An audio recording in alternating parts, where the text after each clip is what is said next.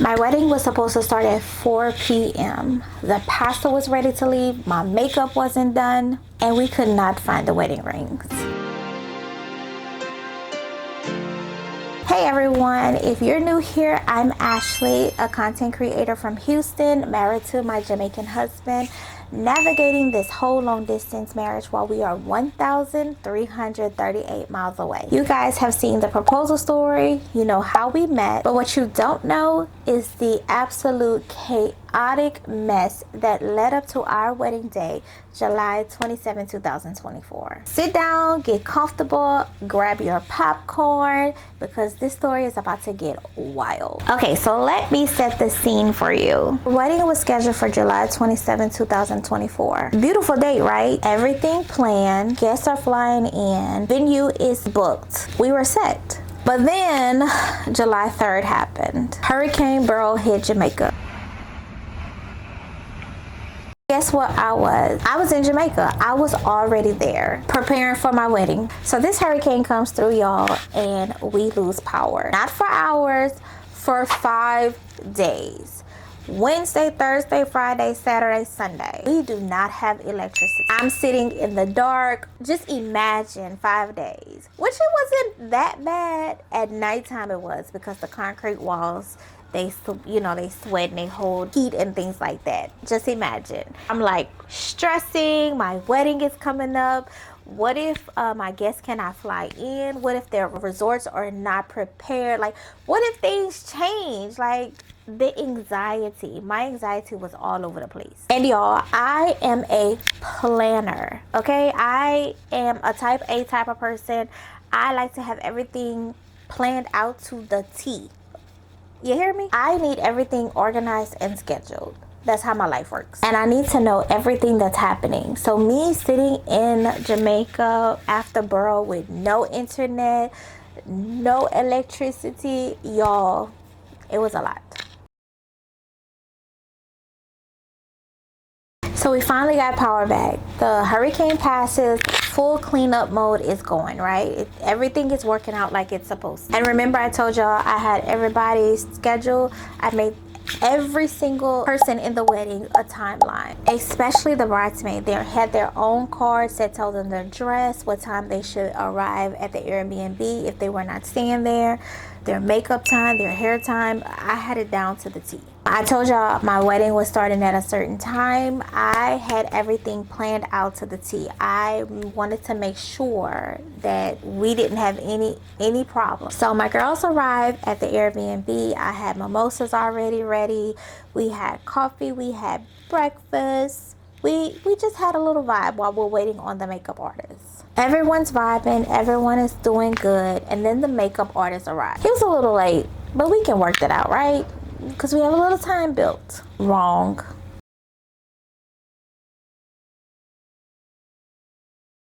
So the makeup artist starts on my first bridesmaid. And I'm thinking, okay, maybe 30-40 minutes on each girl, that's fine. So while she's doing her makeup, someone's in their chair getting their hair done. And the artists were all at my Airbnb. So we just like rotating, right? Everybody has their schedule. Everybody's doing whatever they're doing. An hour and 20 minutes later, he finishes my first bridesmaid. He had to do 6 of us. Mind you, 6 of us, right? He's literally taking an hour and 20 minutes on each person. Now, don't get me wrong. He does amazing work. Like, amazing. So I'm doing the math in my head and I'm like, that's about 8 hours. That's not gonna work. Like, it's not gonna work. I'm the bride, trying to stay calm. Everybody's trying to have me stay calm. I'm taking shots, just like trying to make sure everything is squared away. Everything is supposed to be happening the way that it's supposed to be happening. Y'all, I'm literally trying not to panic, but in the inside, I'm like boiling. And my 2 best friends that were there, they know me. They know me to the... So I have to tell y'all this one little part. So one of my bridesmaids decided to gift me a thing to put on my bouquet, right? It was a picture of my dog that just died, my dog Sainty. My mom and my sister, they're both deceased. So she ended up giving it to me at the time that my makeup artist is doing my makeup, right? He's doing my makeup, and the camera guy, the videographer, they're both there taking pictures, whatever. So she uses this moment to give this gift to me. And it was such an emotional moment because I had literally just lost my baby, my fur baby. And I'm crying, like tears bawling. So that made the makeup artist have to, spend a little bit more time on me. That was not planned because I couldn't stop the tears from rolling. So yeah, I had to put that in because that wasn't on him. That was a miscommunication, and she did it at the wrong time. But I love her and I love the gift. So we're just gonna move on past that one, right? So y'all, it's 4 o'clock, and like I said, I was still getting my makeup done, and I went before the best gal and my matron of honor. I was like, I have to get it. I don't know what y'all gonna do, but it's already 4 o'clock. Like, people are waiting at the wedding site for us. I'm still getting my makeup done, so I'm getting calls from the coordinator. I'm like, here, somebody take my phone. Like, my guests are getting there from, that flew in from the US. They're getting there, the transportation, everybody's sitting outside. It's hot in Jamaica, but it is very windy. But still, like, they're just sitting out there, and I'm like, y'all, we have got to go. We didn't even get to do the pictures that I wanted to do, like, of us in our robes and stuff. We got a few pictures, but not to the capacity that I wanted to. But that's okay. So finally, y'all, I'm dressed. My best friend, who's the matron, she's like, just do a little light. You don't have to do all of that to me. Perfect. And then my best gal, which was my husband's best woman, she's getting her makeup done. So we just scrambling. The best man, y'all, come and get me, and it's 20 minutes to the actual venue. He was like, hold on, we're gonna get there in 6 minutes. And when I tell you, this was some Fast and Furious stuff, baby, he got me there on time. So we get there. My bridesmaids are already there. Matron and the best gal, they have arrived. Everybody's there. So, we're getting ready, okay? I hear the music going. Everybody. And mind y'all, the pastor kept trying to leave, but bless his heart, I'm so grateful that he did not. He was like, what time is it? We got to start. I'm hearing the music restarting. Okay, so then I forgot to tell y'all this part. We had already planned like little cute things to do in the wedding. So my husband had his own entry, like his own, moment that he was going to do. So it's his turn to go out, but guess what, y'all? No earrings. Could not find the earrings. So he like going off. He's can't find the earrings. Like, it's like, what else can happen? You understand? Pure chaos. So then everybody's coming to the car, my mother-in-law, my best friend. I'm like, why are y'all not starting? Like, what is going on? Y'all, the rings were left at the Airbnb. They forgot the rings. So we had to send somebody to go get. I was like, y'all, forget that. We just gonna start this wedding. We gotta do what we gotta do. We need to start the wedding. So my husband sent somebody to the Airbnb to go get the rings. So I'm like, we gotta start. I don't care. Let's start. We have got to start. We are late. So anyway, we start, full of emotion. My husband does his thing. Well, I don't get to see it. I don't get to see it till later. Chunka. You go, what's going on here? Go over the top is the wedding, and then even if you make plans, you never think you're really ready for it. Ready. We are. You fell in the deep end. Look into my life while I was sinking. And my girls do their thing. The flower girl comes down, and it's my turn to walk. So I was gonna walk initially by myself because my dad was not able to come, but my father-in-law, bless his heart, walked me down the aisle. And as I'm walking down the aisle, my husband is like bawling, like tears coming out his eyes. Everybody's crying, and it's like, it's just a moment. And at that time, we didn't care about the rings. We didn't care about the earrings. We didn't care about none of that. The moment was there for us to become married.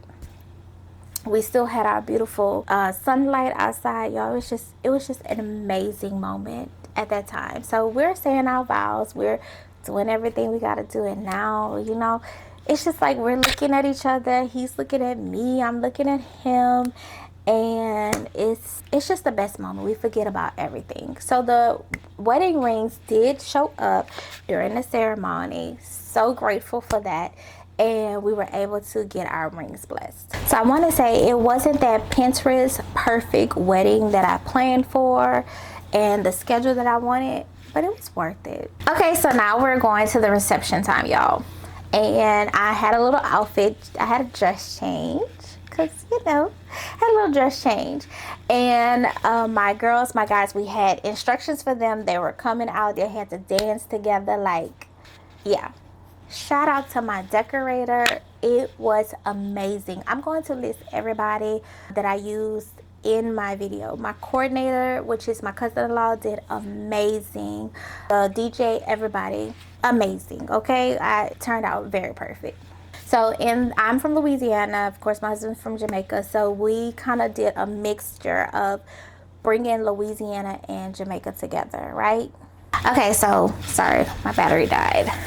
The reception was beautiful. We do our dance. We come in. We're like, just like so happy. It's our wedding day. We're married. We finally signed our marriage certificate. Yo, we just like having fun. So we're having fun, and I'm thinking the chaos is over. There's some things in Jamaica culture during a wedding that I was not privy to until the day of the wedding. Nobody told me this beforehand. I learned a lot about Jamaica culture during this moment. If you guys are still with me, I am so glad you're loving my story so far. And could you do me a favor? Go ahead and like, subscribe, and share this video out. I love to have you on my journey, and so you can keep up with me and my husband during our long distance marriage journey. Okay, so first, in America, you know how it goes. We get this beautiful cake, we cut the cake, we share it to each other, have our photos, like some people smash it in your face, whatever. You know, you do all of that, and then you share your cake with the guests. That's what I was expecting. My guest too from America was asking for cake, and I was like, okay, let's cut the cake. Well, I got a rude awakening. In Jamaica, the cake is just for us. We share the cake with each other, but we swap it out through our mouths. Y'all, I didn't know that, but it was fun. It was cute. It was nice. So he puts the cake in his mouth, and you know, the person on the mic. Oh, we did have a MC. We had an MC. She did phenomenal. So she was, you know, getting the crowd all revved up about how we're gonna feed each other cake. So fun. It was kind of romantic, but it was also funny, like just doing it. So he puts his cake in his mouth and he kisses me, and we swap the cake. I know it sounds kind of gross, but it's tradition. And like I said, it's actually sweet and intimate. Guys, if you've heard of that, let me know in the comments. Like, tell me, did you do this at your wedding? Would you do this at your wedding, even if you're not in a culture related wedding? And if this is something that, or something similar to what your culture does, let me know in the comments. Let's talk about it. I want to know. I want to learn more. So the second thing I learned, y'all, island time is real. I talk about this all the time because I know I'm late, but island time is really, really bad. I'm telling you, I knew about the soon come, and I heard all the stories about, you know, the Jamaican time, but I fought to have timelines. I fought to make sure everything was gonna happen on time. We are not going to be on island time for my wedding. And look how that turned out. That soon come mentality, that we have time, don't worry attitude, it was taken at a whole nother level at my wedding. I tried to fight so hard, but Jamaica said, nah, we doing it my way. And actually, you know, in hindsight, it's actually turned out to be a beautiful thing, because that's a part of the culture. That's what makes Jamaica, Jamaica. And I married into that culture. So I'm excited to embrace it, even when it stresses me out. But I have to tell you, honestly, once I stopped trying to control everything, everything just fell into place. So if you're thinking about getting married in Jamaica, especially if you're a US citizen marrying a Jamaican, let me give you some real advice that I wish I would have known. Number one, learn the cultural traditions beforehand. Don't be like me finding out about the cake situation at the reception. Ask questions, talk to married couples, research it, because there are beautiful traditions that you'll want to prepare for. Number two, embrace the island time. You can plan all you want to, and you really should plan, but Jamaica is gonna do Jamaica. Build in a buffer time. That's my advice. Expect delays and add an extra hour to everything, and just breathe. It will all work out. My timeline said one thing. We started the wedding 2 hours late, but it was still beautiful. The sun still set and the photos were gorgeous. It worked out. Number three, the paperwork is no joke. We were so blessed that we hired a company who actually took care of everything. All we had to do was provide our documentations to them, and they applied for the marriage license. They completed the marriage license. They sent us our marriage license back. Everything was taken care of through them, and I'm so grateful that they did, because that was one less stress thing that I did not have to worry about. Number four, have a backup plan for everything. Hurricane, have a backup date. If your vendor is late, have a backup timeline. Missing the rings, well, just make sure somebody responsible has them in their possession. Just be ready to adapt, because things will go wrong, and that's okay. And number five, remember why you're doing this. At the end of the day, it's about marrying your person that you love. Not about the perfect timelines, not about the perfect dress, not about the perfect photos. Of course, we want those to work out, but it's about the marriage. And like my chaotic wedding happened, and it turned into a great story to tell. Now, here's something I have to clear up. I did not leave Jamaica right after the wedding. I actually lived there from July to March. And we were actually having our little marital bliss after the wedding. So I got 3 months with my husband. I didn't have to leave right afterwards. That was a blessing. Waking up together as husband and wife, him taking care of me like he always does, cooking for me, making sure I have everything that I need. That was perfect. And honestly, the time that I spent in Jamaica after we got married, it shifted our relationship into a more stronger relationship. We really got to be a married couple, after our wedding. We didn't have to go back to long distance, like literally after we got married. We had some time in between. But I cannot lie, y'all. Being there, so I would come back to the States every 3 months. So after getting married, that was one of the hardest times for sure when I had to leave Jamaica. It was the absolute most stressful and emotional goodbye, because I got used to being with my husband all this time, saying my husband, my husband, my husband, and just being a wife. So that airport goodbye was very emotional. It was brutal. But every day we're working to close that gap so we can be husband and wife together forever. So yeah, our wedding day was chaotic. Hurricane Beryl 3 weeks before. No electricity for 5 whole days. Wedding 2 hours late. Makeup taking forever. Pastor about to leave. Missing rings. Blowing. Heat exhaustion. But you know what I remember most? I remembered how my husband looked at me when I walked down that aisle, with those tears in his eyes. I remember our families, Jamaica and Americans, my mother-in-law and my nanny, my godmother. I just love their relationship. I remember the sunset during our celebration. I remember our ceremony absolutely being perfect. I remember laughing at the chaotic moments instead of crying. I remember choosing joy instead of full stress. Was it the wedding I planned? No. Was it perfect? Definitely not. But it was ours. Absolutely. And that's what made it perfect. Because at the end of the day, I married my best friend. We survived the hurricane together. We survived island time and those missing rings and all the chaos. And if we can survive our wedding day chaos, we can survive this distance. We can survive 1,338 miles apart. Our love is stronger than any chaos that life throws us up. throws at us. So that's my Jamaica wedding story. All of the chaos, all the cultural surprises, all the things that went wrong and somehow ended up perfect. If you're planning a destination wedding and you're stressed, I get it.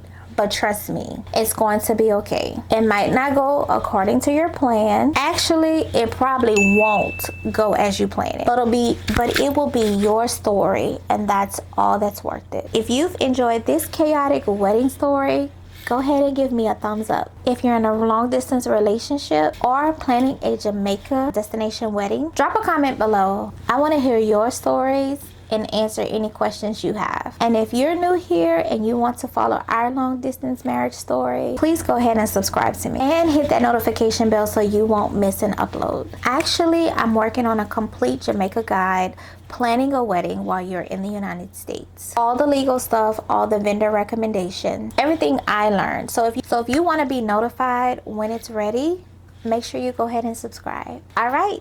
See you in the next one. Love you guys. Bye. Mwah.